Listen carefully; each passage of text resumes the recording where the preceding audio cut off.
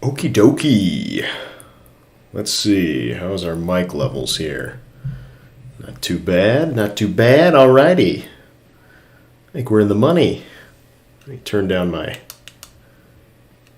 music here. Okay, let's rock and roll, ladies and gentlemen. So this month I'm doing a thing. I'm gonna try and get on here and stream daily to crank out some monsters and mercenaries. We're looking to do some. I'm looking to do some cool variations on D&D Monster Manual creatures and characters and stuff for use in some upcoming projects. And I thought it'd be fun to just kind of, basically roll up a random monster every day and kind of sketch it out, do some design work, see what we can come up with. And basically, I'm just starting with like random monsters. I kind of want it to be a little free form, so I used a random number generator to pick a page out of the standard D&D Monster Manual right here. So grabbed, so I'm giving myself one veto every day, because the first one I picked up, I think it was page 71, was a chain devil. And frankly, I just didn't feel like drawing all them chains. So I gave it another shot and ended up on page 151, which happened to be the description of the Frost Giant. Technically the Fire Giant. The end of his description is on that page as well, but we're going with Frost Giant because that's just more my vibe, you know. I'm a big Frazetta fan. Love me some kind of like Viking, Norse-inspired stuff, which the Frost Giant sort of is. Frankly, a little bit more, I don't know. The thing about Frost Giants, as I was reading the description, is they don't really make anything for themselves, or they don't use forges, for example, because they like it so cold that they can't stand the heat of a forge. So any metal implements they have or forged armor items are either passed down or obtained in raids and stuff. And since they're often raiding smaller villages, like literally people who are smaller than them, they wouldn't necessarily end up with much that could fit them. So they use a lot of like bone and fur and leathers and stuff like that, and that's kind of the extent of their crafting ability. So we're going to kind of try and draw on a little bit of that. As well as I used Volo's Guide to Monsters to kind of bring in some flavor for this individual character. So kind of the idea with this is, it's fun to always go through and flip through the monster manual. And if you're generating random encounters as a DM, it's great to just, be able to flip to a page and pull up a random monster. But it can be fun to give those monsters a little bit of individual flavor, and sometimes that's hard to do on the fly. So the goal with this ultimately is to kind of develop a library of monsters and mercenaries that you can bring into campaigns that have a little bit more of that backstory, a little bit more of that individual flavor, and then utilize them kind of in a plug-and-play fashion. So we're going to do that today with the Frost Giant. And I wrote down a couple notes here. They might be kind of hard to read. Let's see. But basically, Frost Giants, they value strength. They prove themselves through combat. And they do take trophies, but often, their favored trophies, according to the Volo's Guide, is the kind of markings and, chips and tears and other things that appear on their weapons from past past triumphs and conflicts. They are hunters, they are raiders, so kind of think like northern Viking-esque raiders, very Frost Giant's daughter kind of stuff from Conan. And, they often, as I mentioned, use fur and leather. And I wrote down this little note. It's not explicitly noted in the monster manual or anything, but for them, I don't think, because, they're magical beings, they're living in these frozen climates, really they wouldn't need fur and leather for any kind of like warmth. It would really be more for ornamentation. I don't even know if ornamentation is right because they're not really into that either. So really it's just for protection because they wouldn't actually need anything to keep warm. And then, of course, bone and wood would make up more of a bigger part of their arsenal as they don't use forges, so they don't have steel weapons. And honestly, that's kind of a interesting note, too, because when metal gets too cold, it gets brittle, so it'll shatter. And so using metal implements might not be the best. There's obviously metals that are forged in a specific way to make them a little more pliable, and thus better for use in colder climates. But since frost giants would be relying on weapons either handed down or obtained in combat, this wouldn't really be a thing. So then, after we kind of looked at that kind of general overview of the frost giant, let's take a look at some personality traits. So I rolled up some random personality traits. Again, I did a couple of vetoes in this one because I just felt like doing. So, for example, here's an example. One of the traits that I rolled was basically like, despises small folk and sees them as vermin and kills them at any chance that they get. And I just felt like that was a little too vicious and bloodthirsty. The kind of characters that I like and I think work best in sort of a plug and play fashion are the characters that kind of can go either way, that they don't have like a really basic and explicit alignment.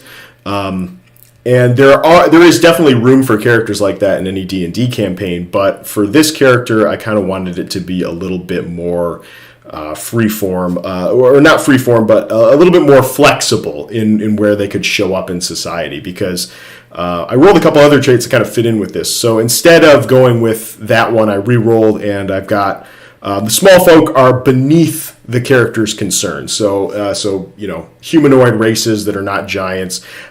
He kind of doesn't really care or doesn't pay them much heed, which kind of goes with some of the other things we got here. So his ideal is strength, might makes right, and this fits with the frost giant because this was a general table for giants as a whole. So this just happened to fit in with the kind of frost giant backstory anyway. And then we have this, I think this would be the bond here. So in D&D, you have kind of personality traits that you can roll up, ideals, bonds, and flaws that sort of give you nodes that you can play off of for your NPCs or your player characters. So they're not like hard and fast rules that you always have to use. I don't know, some DMs might kind of take it that way. But it's basically things that you're trying to achieve or general proclivities that your character has.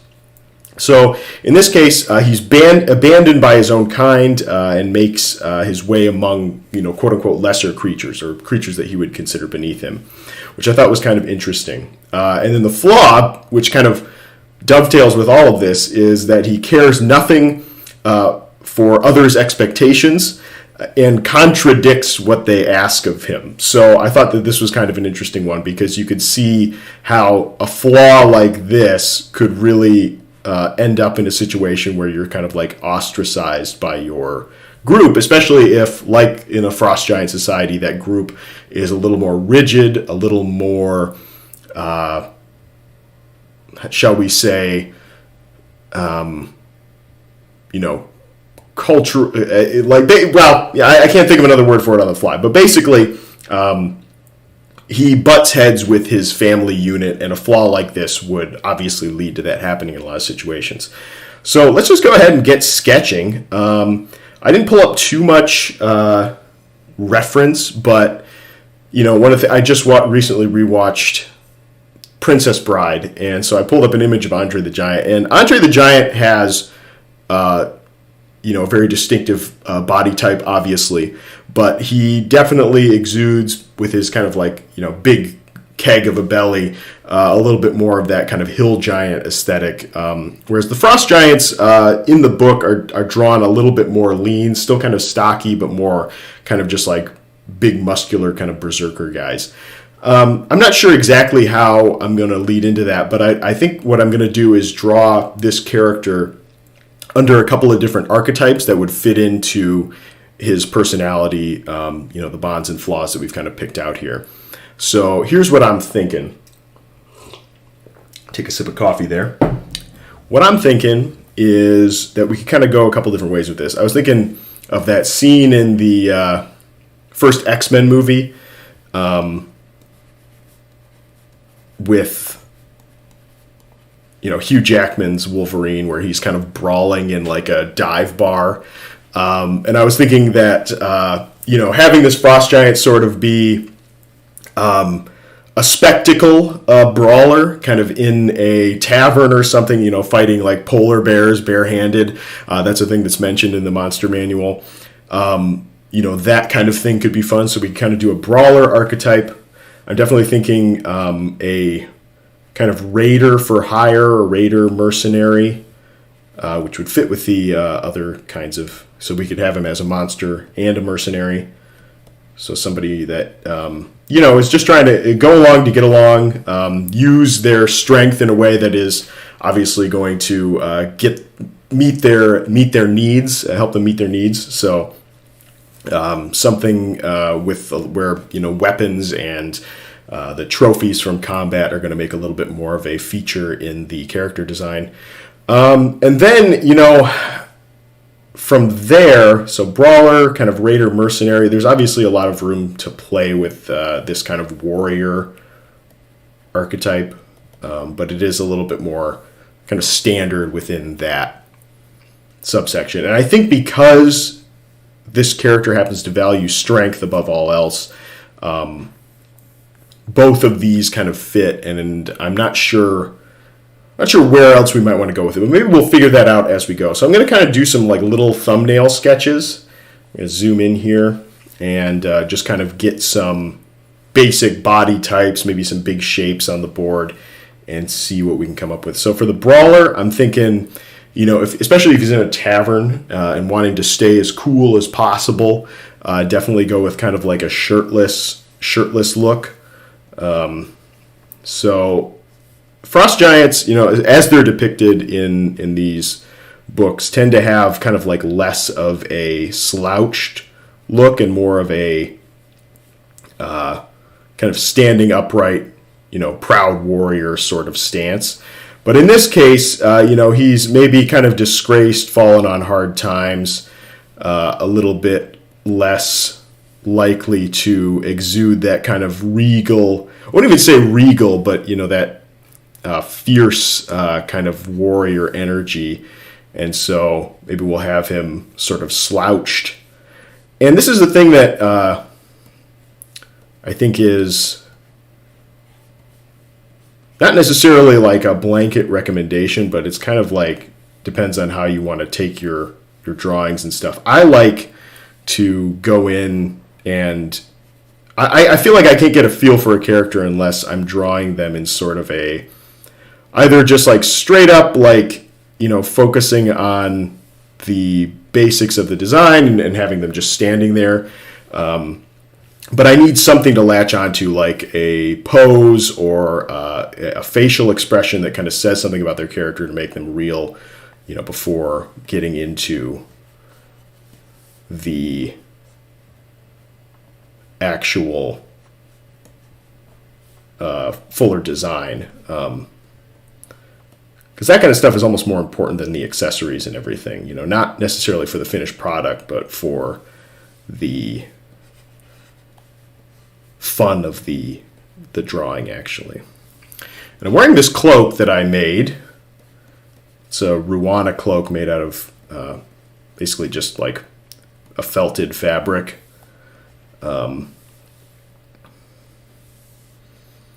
And it's kind of warm. It's getting kind of warm, especially with these headphones on, which I didn't expect.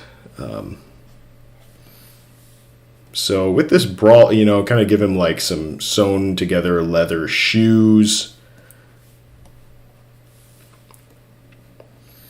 And I'm thinking like he's seated on like something, kind of about to get ready for a fight, and he's got, I don't know, maybe like a makeshift throne or something.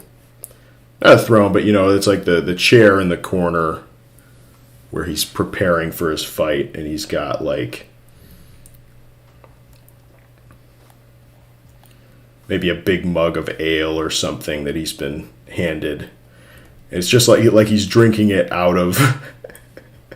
It's like a keg with a handle or something on it, just like a barrel. That's a little cartoony. I don't know how I feel about that. And then for hair, let's see. I can't see this Frost Giant's ears on there. I think he's just got kind of a. So they're because the Frost Giants are kind of depicted. They're like not as stocky as like a hill giant or a fire giant, but they're not as like tall and lean as the stone or like cloud giants or the storm giants or anything like that. So we'll give them a couple of kind of like furred gauntlets. Just something to add a little visual interest. For here, and actually I was thinking, maybe like a little bit more kind of like a side kind of skirt-like thing. Just like furs going down. The other thing I was thinking is like if you were a magical being that generated cold, would an insulating material actually keep you cooler in a warm environment? So obviously if you're a human and you're wearing a big coat indoors and it's like heated and stuff, you're going to get warmer. But if you're like a giant or something, a frost giant, and you're generating cool temperatures,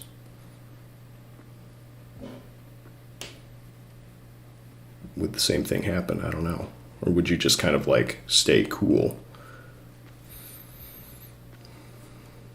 So I definitely like the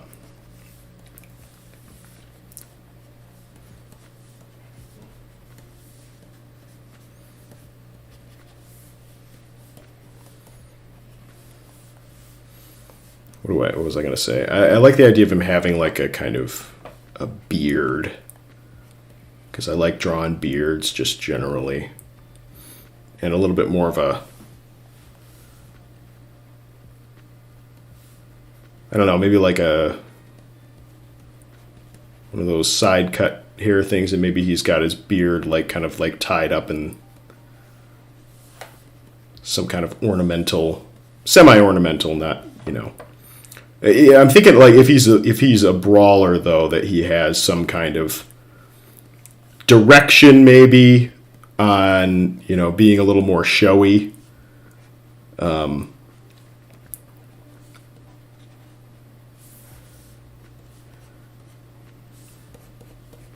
Granted, he's supposed to like want to do things his own way, so I don't know.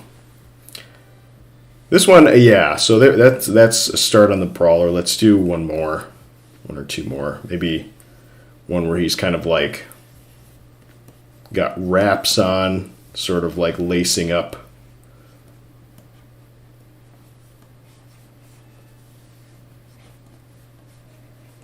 Lacing up like some like fisticuff wraps,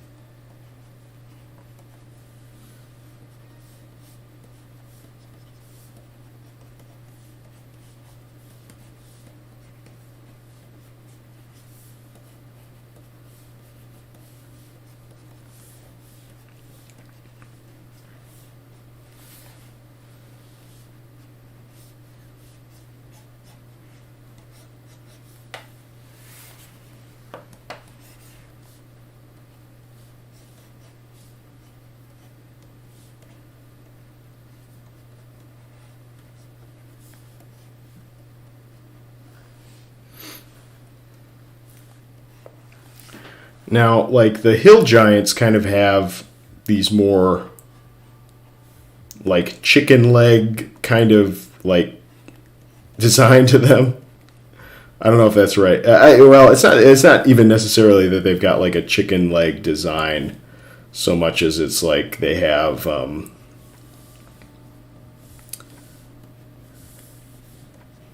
big round pot bellies, and their legs just look like smaller in comparison, whereas the Frost Giants kind of have a little bit more of a balanced physique.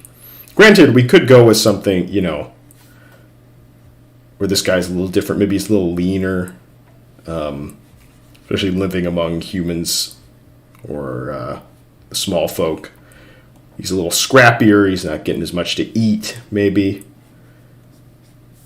Maybe he's naturally smaller, and that's part of why he's kind of ostracized from giant society. That's definitely a trope. But I don't know if I love that. I think him just being like a badass who just doesn't want to conform to the kind of strict rules of his society, even though he sort of follows the general ideals of strength, I think would be nice. And so maybe, it's often like the stone giants that are depicted as bald, so I kind of would think we give this guy more of a, like, if we make him kind of balding or bald, give him more of like a buzz cut kind of thing. Something that a fighter would have. And kind of furs around here. It's kind of like cloak that wraps around.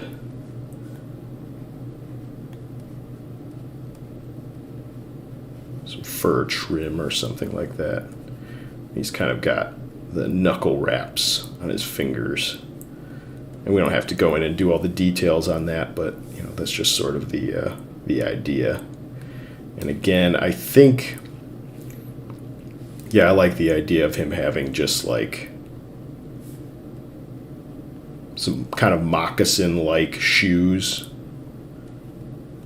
Feels very appropriate, just like skin, leathers and furs and stuff like that.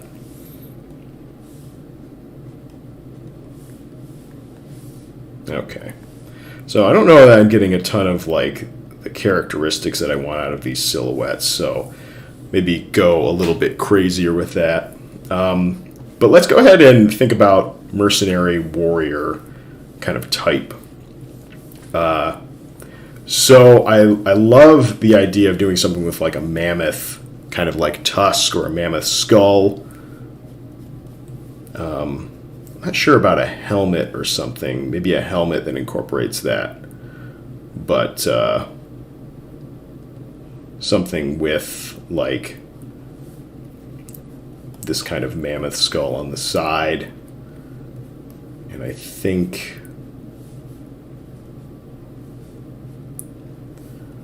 I don't know. Yeah, I'm undecided on like a beard or something yet. There are definitely sketches or depictions in the Monster Manual and stuff where they are not in the Monster Manual, but in some of the supplementary materials where they are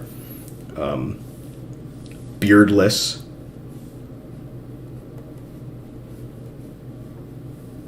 Give them some big beefy arms.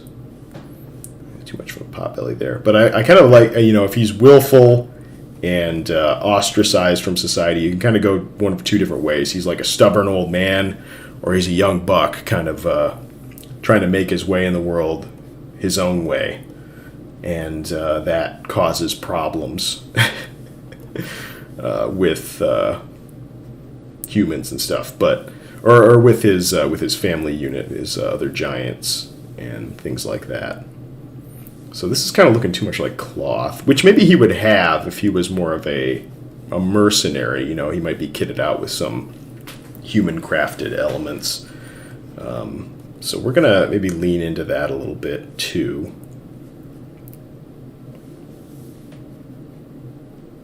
I think let's go no beard on this one.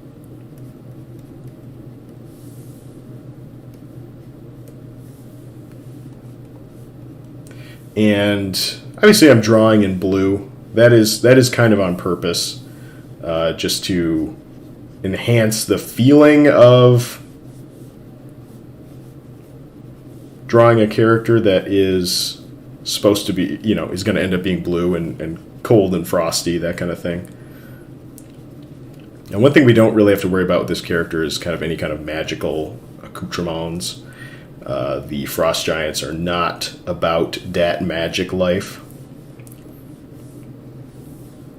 It's all physical prowess and combat for them. Oh yeah, the other one I was going to do, before I forget, is just mark down Hunter.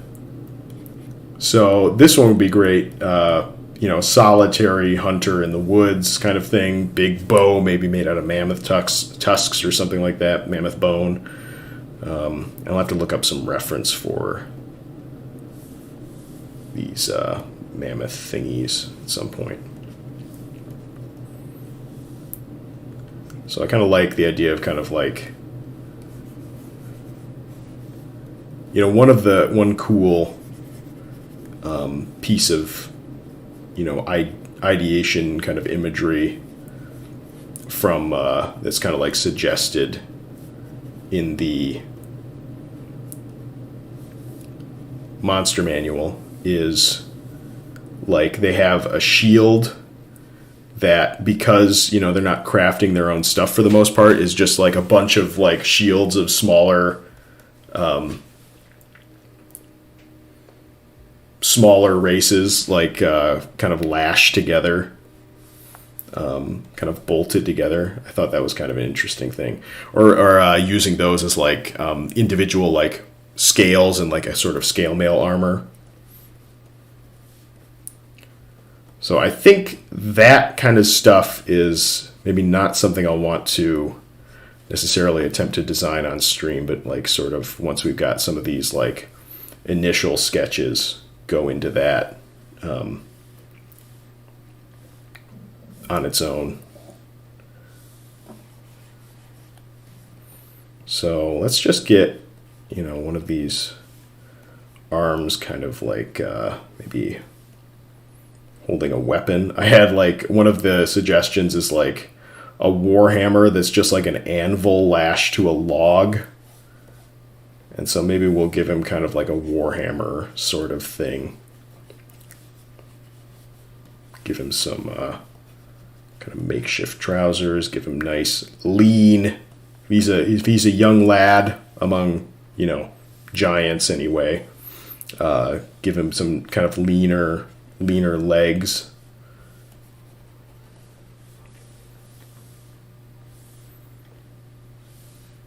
I wonder, shield or no? I don't know if I like this pose with his arm like this, so I'm gonna... This one's kind of like he's like walking through like a door or something. I don't know. It doesn't make sense with his arm out like that, so... Let me see here. Do something with like kind of like bone slats maybe. Maybe not for this particular one, but like...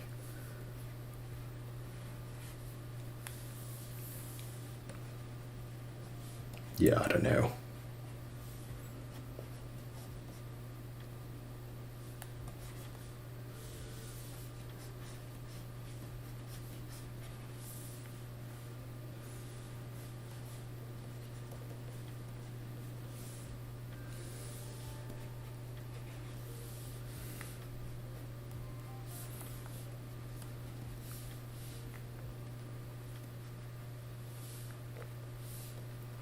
I'm going to give him messy, disheveled kind of hair.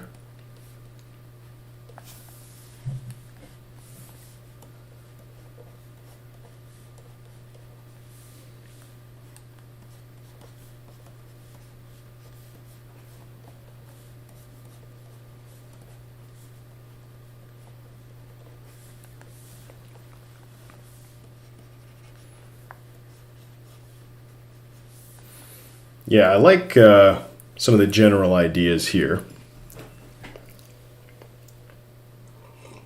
I feel like with the brawler, because it's a little more basic, that one, the design elements might have to come in a little more with the anatomy.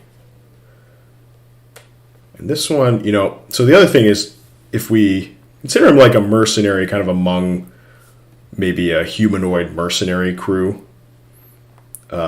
he might not be carrying as much on his person, but definitely for the hunter, and maybe for the mercenary, if he's like primarily like a soldier for hire, kind of doing his own thing, he would definitely kind of carry more on his person. And even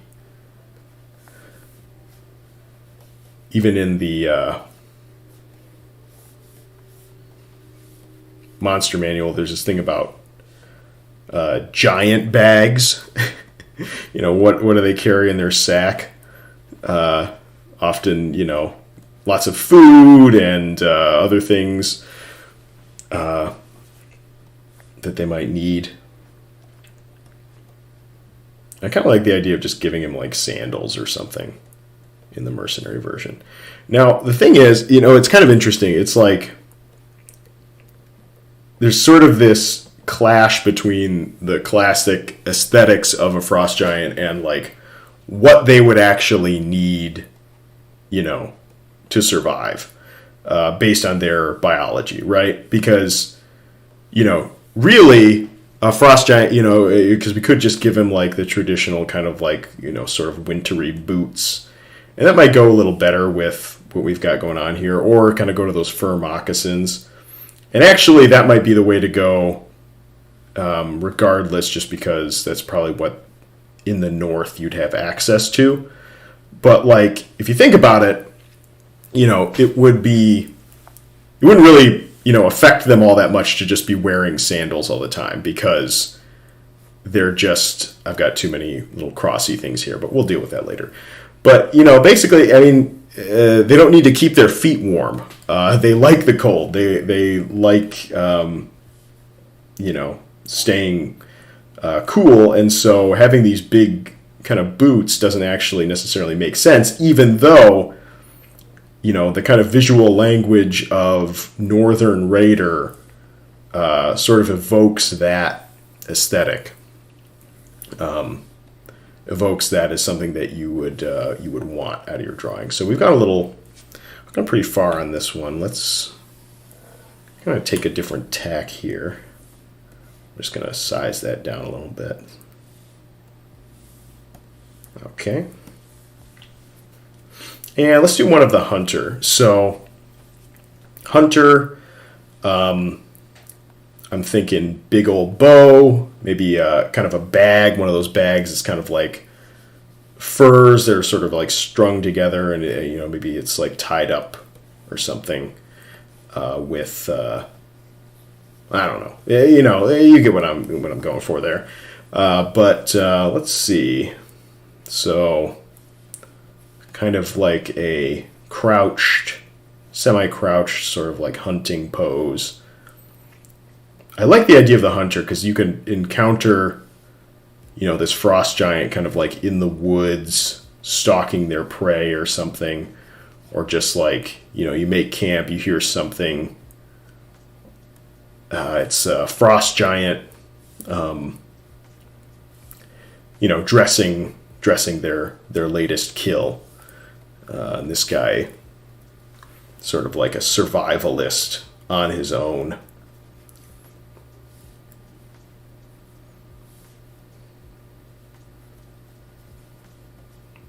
So his bow could be massive, really thick. Granted,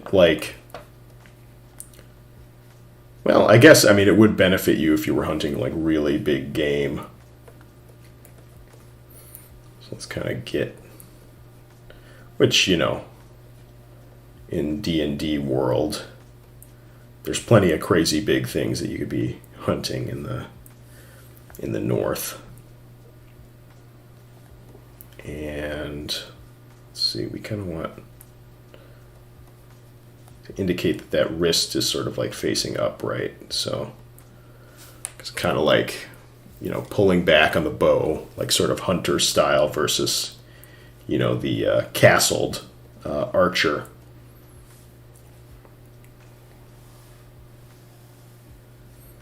So maybe it's like, we'll draw it cartoonishly big for the purposes of, communicating what this is supposed to be.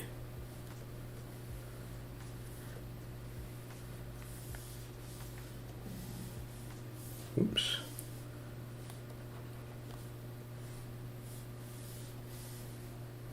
But I don't think we'd actually want it that big. Yeah, you know what, and the angle on that. So, one of those things you can always fix later, but it's also like kind of a pain to fix later, so. It's actually his hand that's sort of in the wrong position here. His arm. So let's get his body in there. We'll have his big sack. I do like the idea. I do like the idea of giving him a big sack. That's fun. That's fun. We can work with that.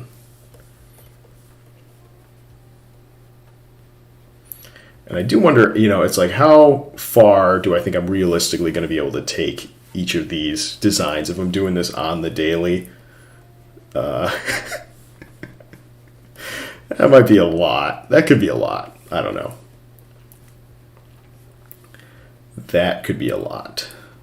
Plus, I have other projects I'm like trying to get done at the same time. So what I might do, I'm thinking, for this month, do all these like kind of initial sketches and then take those sketches, stew on them a little bit, figure out which ones are the best ones, and then kind of go with that.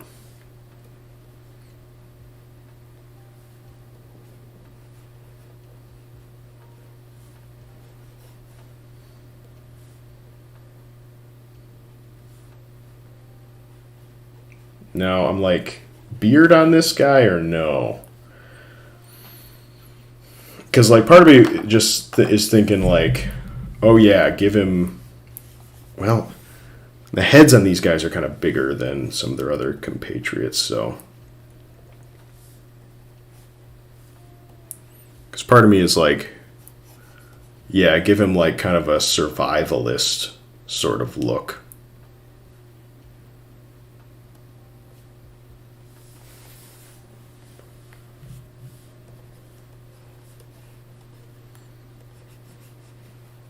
But that beard does kind of like strip away some of those other elements that we might want to see.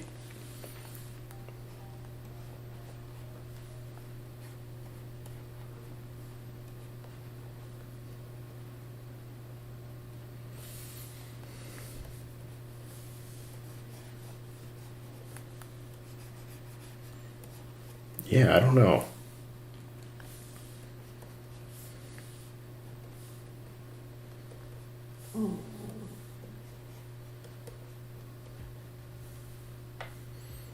I think we could go with the hunter kind of older, sort of living out on his own. He's been like that for years. He's maybe not too terribly social, and he doesn't care much for, that would kind of go with the personality trait a little bit more of not really caring about kind of lesser folk.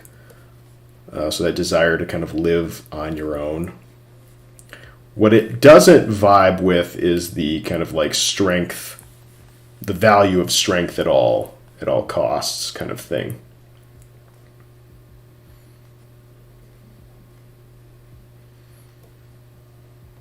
And we could even have this guy just be straight up like barefoot, stalking through the woods. This is a little bit, maybe not, this is kind of like a little bit outside of what the Frost Giant values are, though, because they are like, wrestle a polar bear. Just straight up like wrestle a polar bear, right?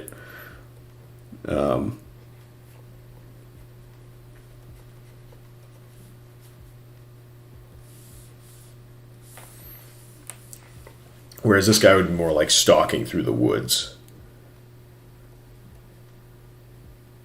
Of course, you could also have kind of like an Odysseus bow thing going on. Like, he's proving his strength by being able to wield this bow that, like, not even other giants are capable of wielding.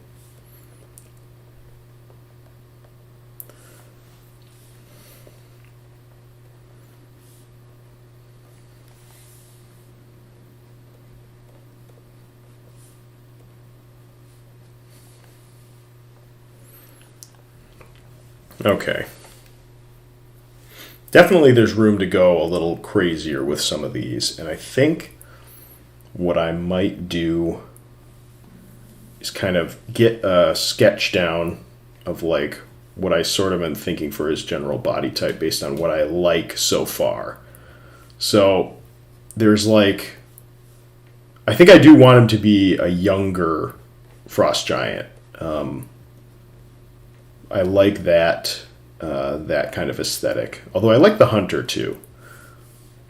But I like the idea of him kind of being on the younger side, maybe a little leaner, but still like ripped, you know.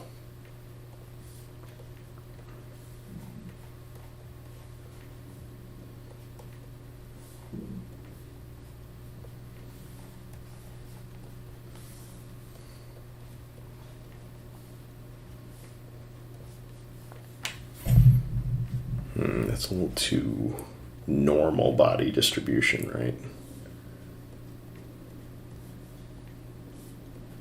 Definitely kind of give him a sort of barrel chest.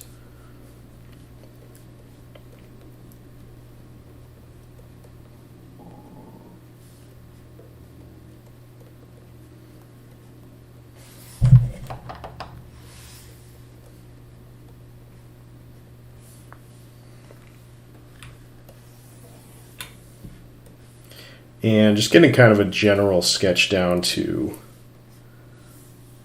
then play with and kind of add some other elements to. Give him more kind of a blockier head shape there.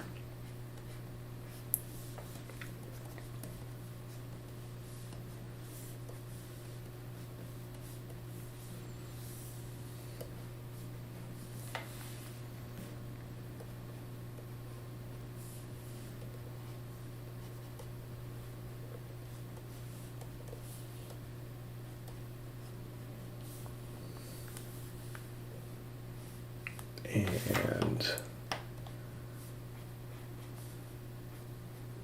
give him more going on with his, what are those called again?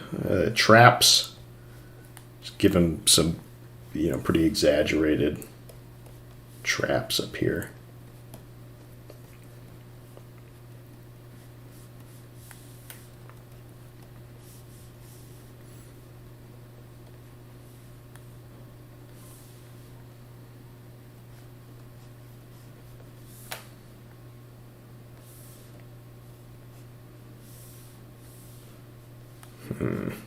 Trying to think of how to position this other arm. Like, so if he's right-handed, he'll probably be holding a weapon in this arm, potentially. Maybe he's ostracized because he's left-handed. Very superstitious Frost Giants or something.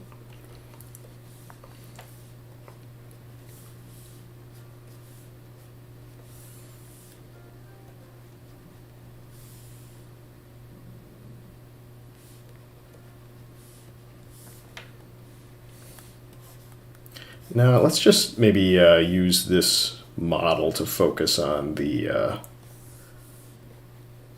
kind of clothing and stuff. Kind of building out his silhouette from here with those elements. I feel like he is at a slight angle, though. I don't know. It's not my best work. It's quick, it's on the fly. Let's just take this and we'll do a copy. Hide everything else. Grab this guy. Drag him over here. Okay.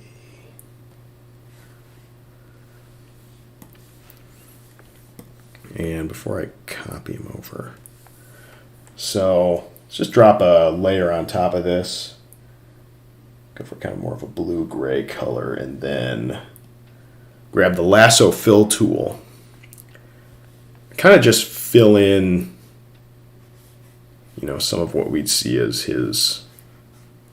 So if we were gonna go for like a kind of a rough leather sort of thing going on here.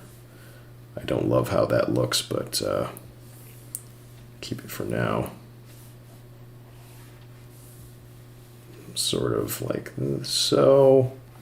Some kind of bone element here, with like tusks sticking off. Yeah, a little bit blockier like that. And maybe have that attached there. And then sort of like kind of fur gauntlets or something there. Just twizzle it up.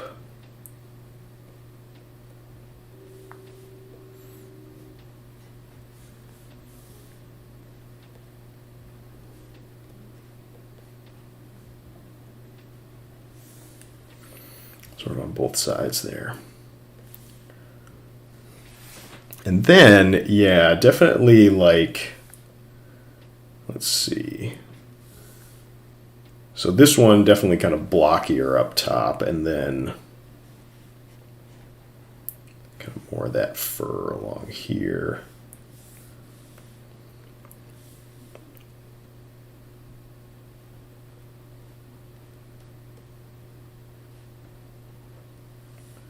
Give him those moccasins.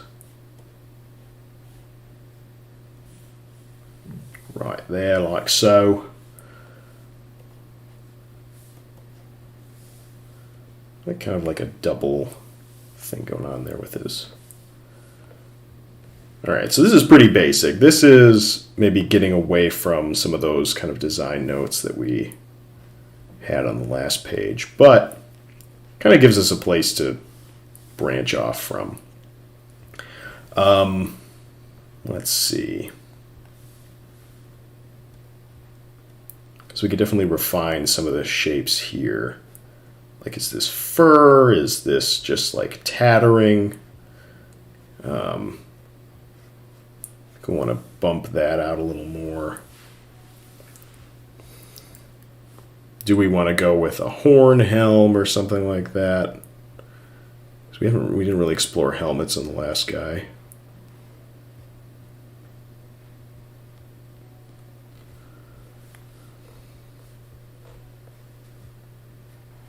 So this is definitely like traditional Frost Giant kind of stuff, which I frankly don't love. He needs a little more kind of like visual interest.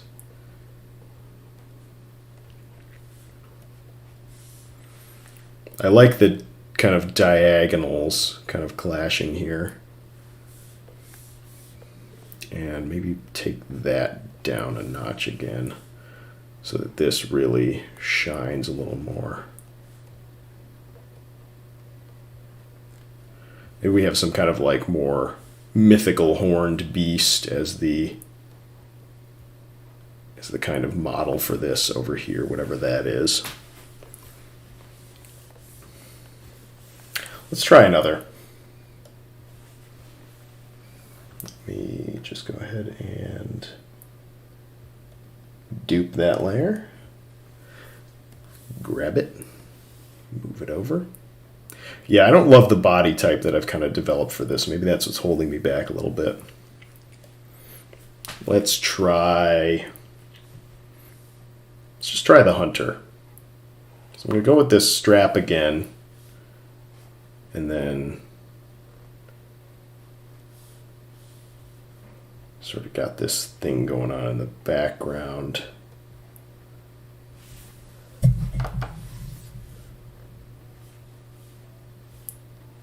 Thinking maybe like, yeah, more of that belt and kind of like a thinner sort of loincloth thing hanging down here. Have like the actual bow kind of like slung across his back here.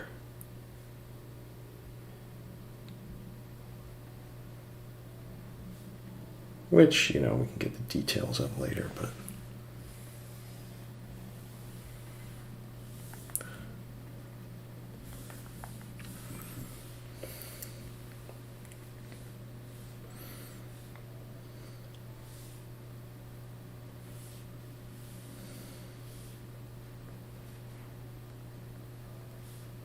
beard.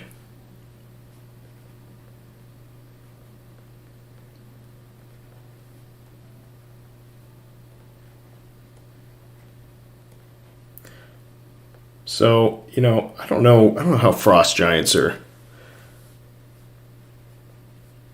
into keeping their hair.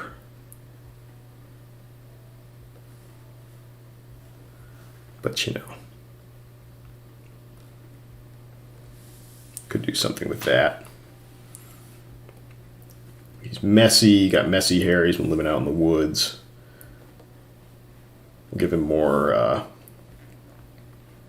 smaller kind of like cuffs there that don't really serve a protective purpose. But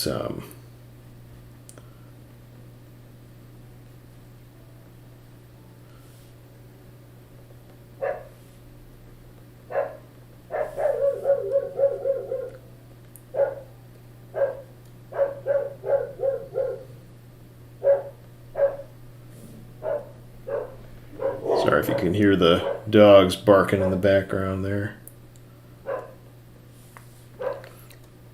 Some fur lining here. That's maybe a little too jagged.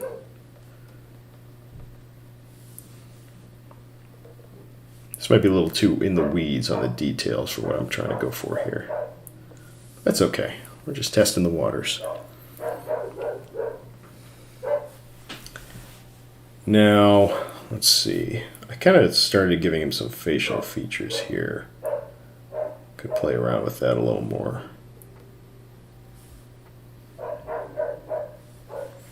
Nah, we'll just leave it at that.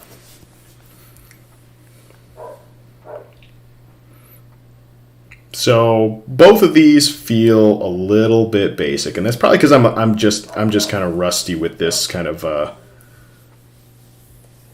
smash and grab sort of style of design. It's not something I've practiced in a while, but that's okay.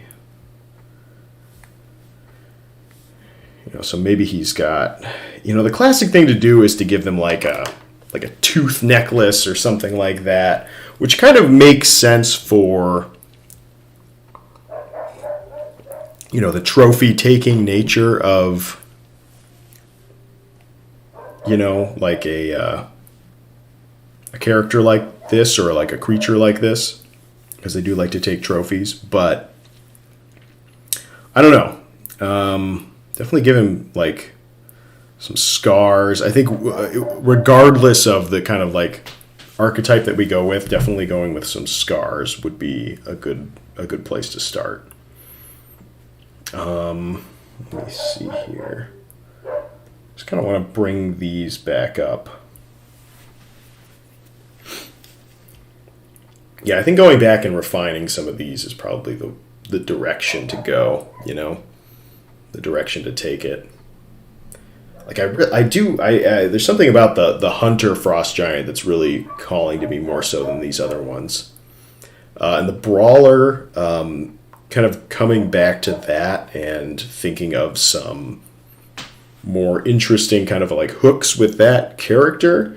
Because you could really get into so with a character like that, you could really get into the interesting kind of anatomy and some of the asymmetrical kind of wounds and like body features, like like boxers often have like a crazy busted nose, and so kind of leaning into some of those elements could be what brings the visual interest to that character.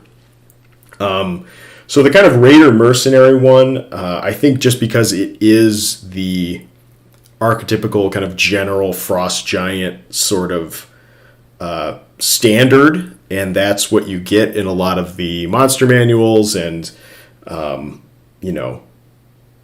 art that is either inspired by or used as inspiration for this kind of stuff. Since that's kind of the standard, maybe the Brawler or the Hunter is more the way to go. So yeah, I think that's a good place to start. Let's actually, let's just do a couple more of these Hunter guys and kind of see where that leads us. So maybe one without a beard, maybe one that is kind of fully clothed in sort of like leather garb, maybe something that's used a little like kind of camouflage or something like that. I don't know. Kind of leading into some of those like hunter elements, things that like a loner would kind of have associated with them, and things that increase his survivability in a hostile environment. I kind of like those ideas there. So let's go ahead and just grab a new layer here. Actually, you know what I'm going to do? Take this guy. Grab this fellow. Did I do that successfully? Oh, you know what? I'm not on the right layer. There we go. Okay. All right. Whoop. We lost our fellow.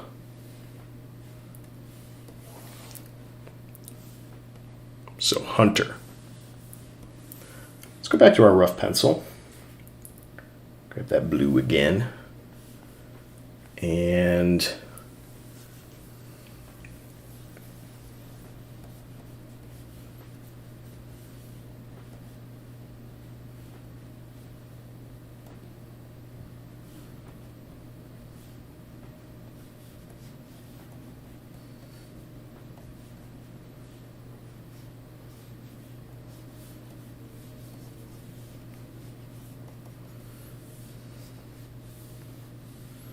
could do one with like kind of bone spears instead.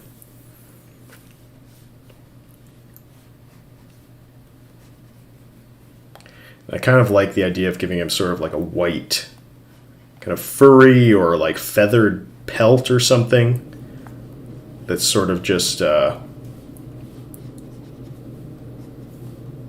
good camouflage in kind of a snowy environment.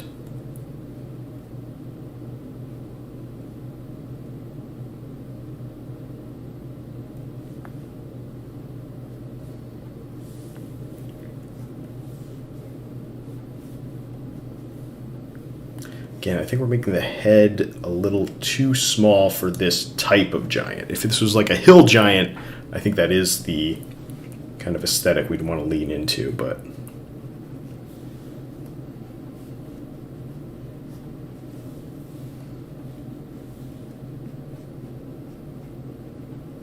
so let's give him kind of like a sort of tank top like tunic in this one. Whoop.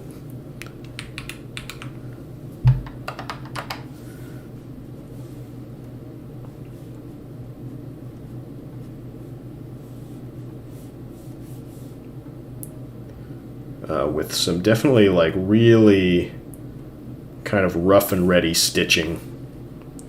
Because again, Frost Giants are not craftspeople. They are warriors. They are raiders. They get stuff kind of like through their war parties. Which doesn't necessarily mean that you couldn't, this character would per se, but they just wouldn't necessarily, because of their cultural background, place a high value on the craftsmanship as long as something was functional. Is how I'm going to read that. Yeah, and I think we need to do something different with the head here. So let's try a spear on this one. We want to give him like, pretty big arms, of course, because he still values strength. I like the idea. Yeah, he's kind of maybe a giant that's kind of lost his way.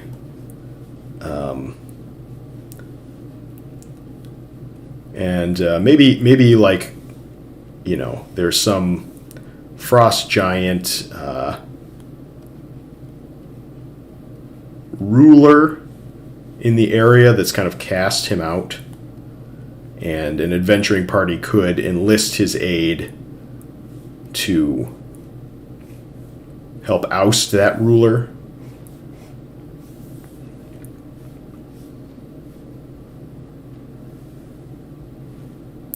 Like the idea of just like the end of a mammoth tusk or something, like sharpened down and kind of lashed to this spear, this big long stick that he's got going on here. That'd be kind of cool.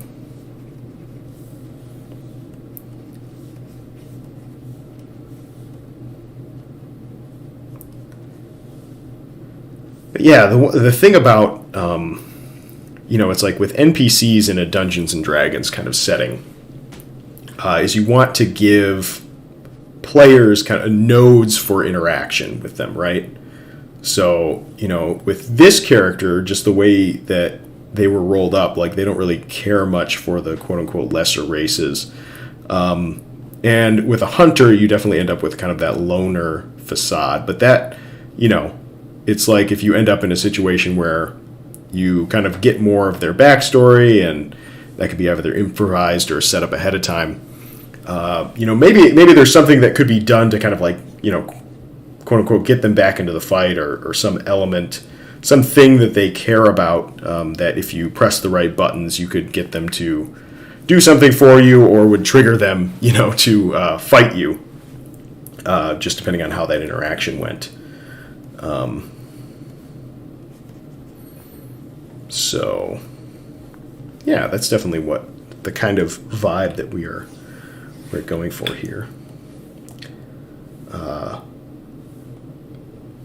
Cool, visual interest items. This is a thing that, I think is, if you're going to put the effort into, for example, like sketching or drawing or, designing in any kind of visual way, your NPCs, you may as well, give them some fairly specific kind of like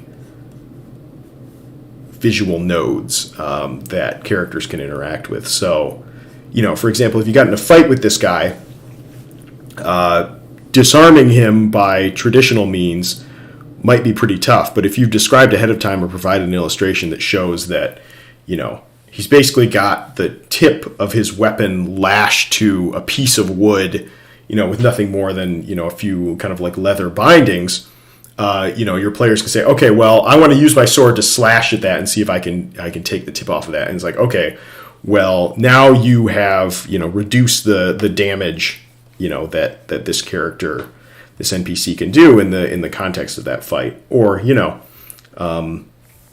it gives characters something to interact with. So say that, you're led back to this giant's hut to weather out a storm. For whatever reason, you've proved that you are worthy of this particular giant's company or something, and you see all of the trophies from various hunts. It gives you a thing to ask about. It gives you a thing to explore. And, if you're in a situation where your party definitely has no affinity, no reason to be associated with this character, you'd be like, you do a little bluff. It's like, oh yeah, hunting is the best. We love hunting. Wow, you've got an impressive collection of pelts and trophies here. Just gives you an opportunity for your characters to take some of these visual interest points and actually do something with them.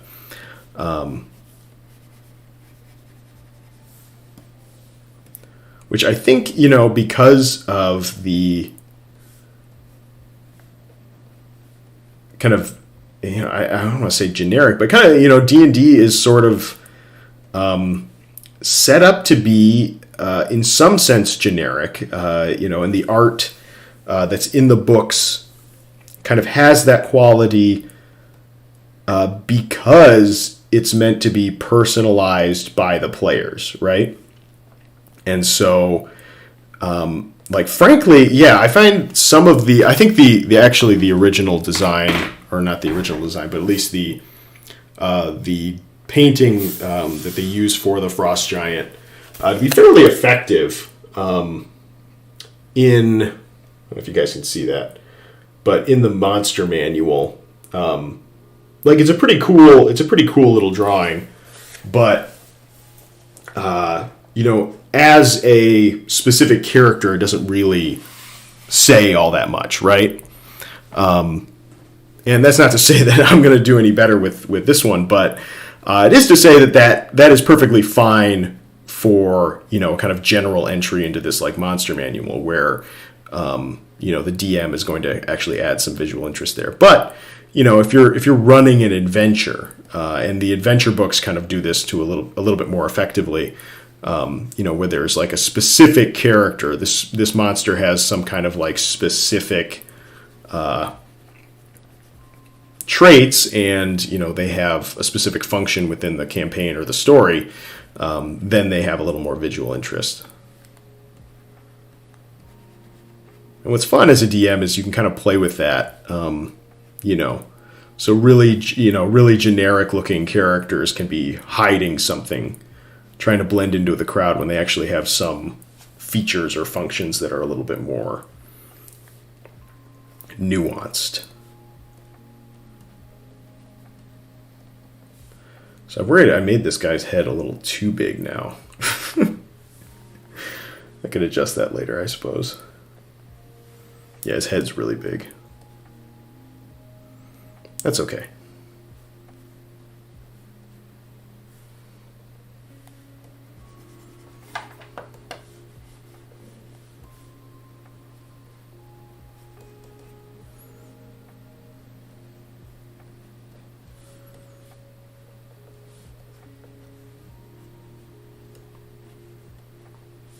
All right, we'll do moccasins on this guy.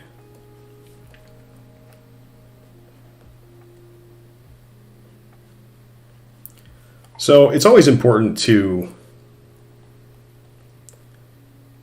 have some wherewithal and consideration for the kind of like cultural tropes that you're borrowing from. And obviously, I'm kind of almost unintentionally leaning into some kind of like Inuit dress and culture elements here, because.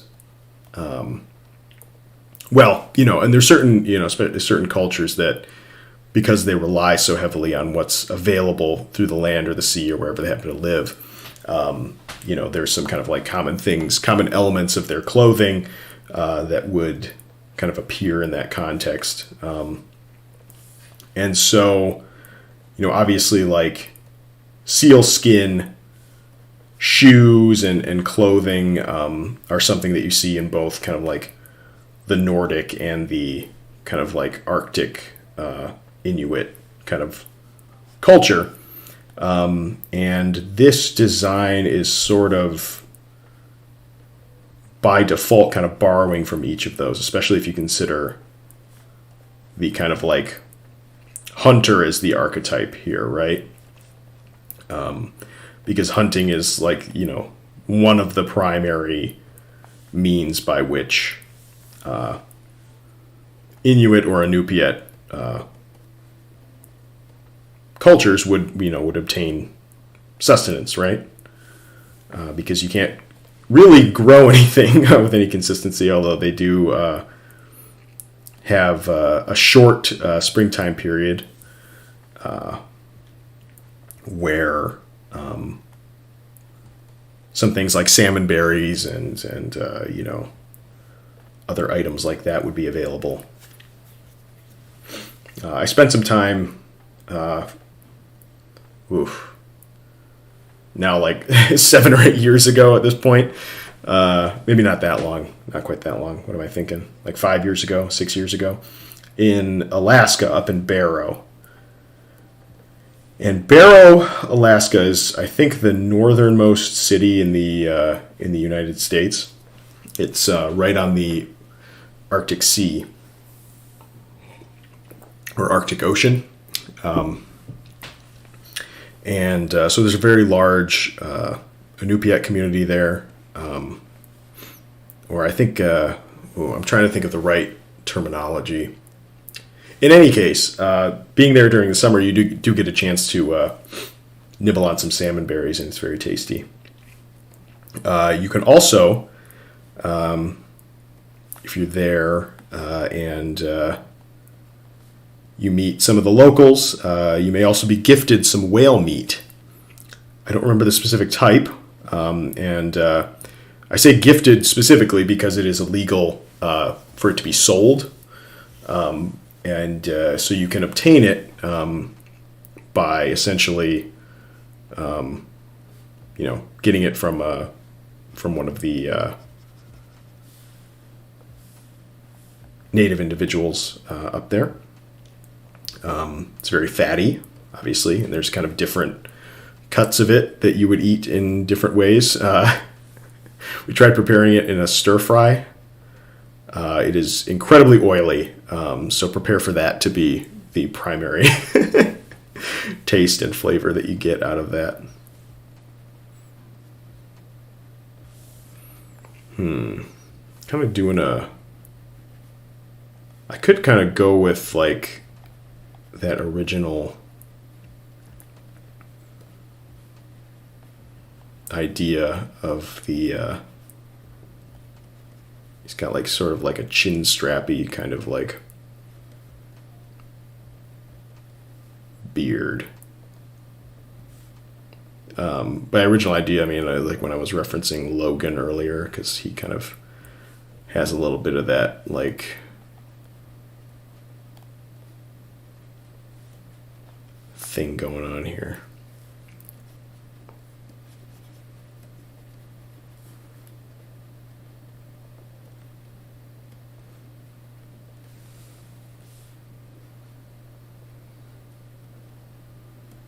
Could give him like a mustache. I don't know what I'm doing here anymore. Got too sidetracked by talking about salmon berries, which are delicious, by the way. And I think whale is a bit more of an acquired taste, but I'm sure that if prepared properly, it could be made to be quite delicious. I don't know that there's really any cultures that don't have something delicious to eat, you know.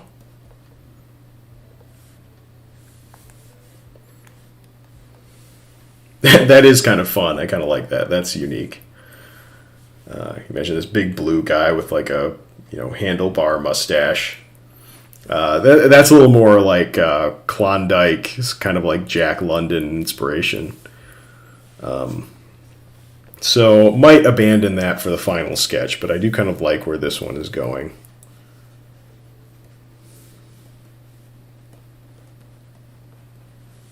So he's got his big old kind of like wrapped giant bag. Maybe a big knife for skinning his kills. I mean, I can get behind this design. I don't know. I kind of like where it's going. But yeah, I think this isn't totally working. It's like distracting me.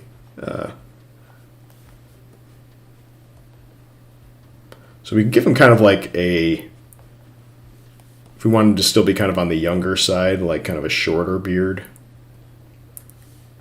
Which, again, the kind of like stereotypical Frost Giant.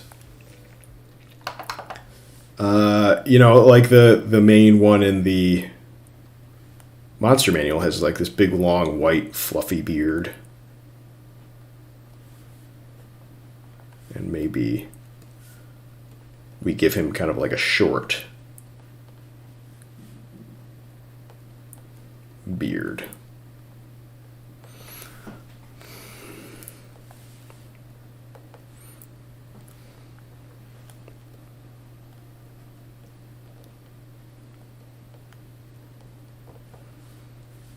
A slightly bigger nose. I want to be mindful of, maybe I'll look into this a little more if there's anything in the D&D lore about, the specific anatomy of these Frost Giant fellows. And I think, I want to give him like kind of crazier hair, a little bit like that, like Frazetta caveman kind of hair.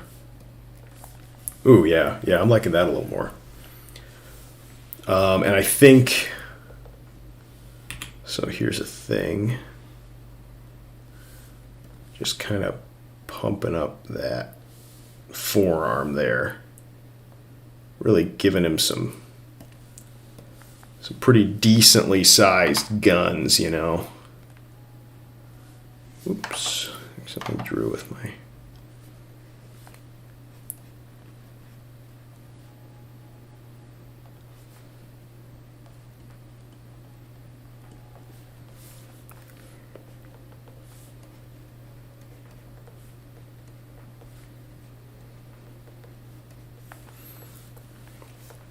Yeah, I sort of like this design.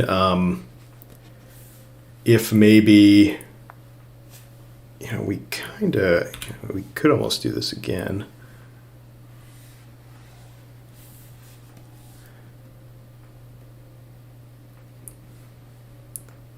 Like sort of a little bit bigger up here.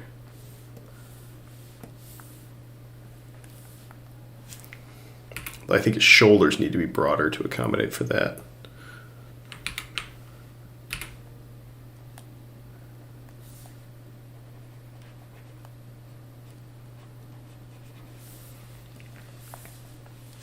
And maybe his head a little bit smaller now.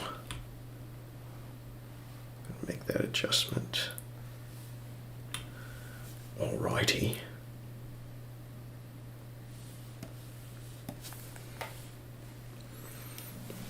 Yeah, I kind of like where that's going. I think this one, but with a bow instead of the spear, and maybe the spear is like slung across his back. Or maybe the bow is slung across his back.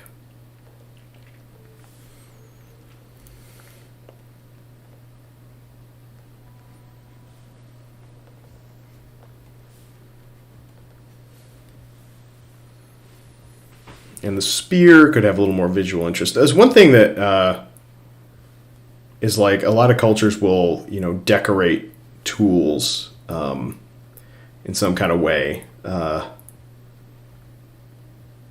Give them a bit more of a kind of like storied feel to them.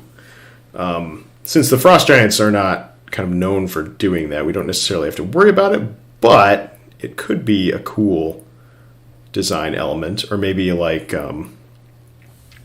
he has some friends among the humanoids that have, gifted him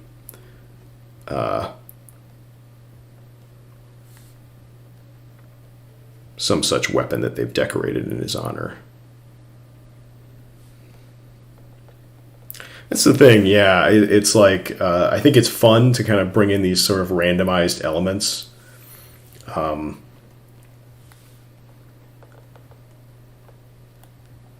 the books. But it's also like, just kind of go with the flow when it comes to the storytelling that you want to achieve with these characters. So, for example, I think it would be a fun element to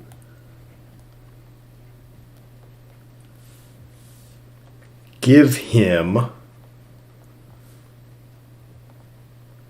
put him in a situation where it's like, oh, he's sort of like the de facto protector of this human community. He's been ousted by the giants, and he doesn't care much for humans, but they also, help him survive in this harsh environment, and they sort of give him, not necessarily even tribute, but just like, you scratch my back, I'll scratch yours. He protects them kind of from larger threats, and because he does value these tests of strength, and this kind of arrangement happens to put him at odds with other local kind of like giants and stuff like that, maybe that could be an opportunity for him to prove his strength against them. And he's, constantly in conflict, and even the Frost Giants that have ostracized him are forced to kind of begrudgingly recognize his strength. And then that gives you, a kind of like a quest hook maybe, where it's like, oh, he's been injured and there's this big raid about to occur. And this village doesn't have their protector at full strength, so he can still like assist in the conflict, or you can kind of have the characters sort of decide where to place him, or maybe he's just like, he knows he's out of his depth and has to kind of like begrudgingly accept the help of the party. So stuff like that can be fun to kind of mess around with. Although I think I like this as a kind of like general design. So we've been going for, actually I have no idea how long has this been going. An hour and 24 minutes.